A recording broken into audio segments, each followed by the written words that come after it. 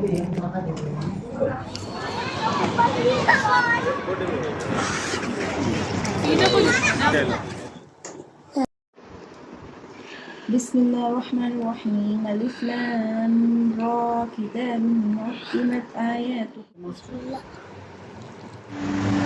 Juice குடிக்கிறது கூட இல்லை பரவாயில்ல எல்லாரும் அல்லாவுக்காக இருக்கோமா நம்ம. ஹைரா நீ அவன் முன்னாடி குடிக்காத.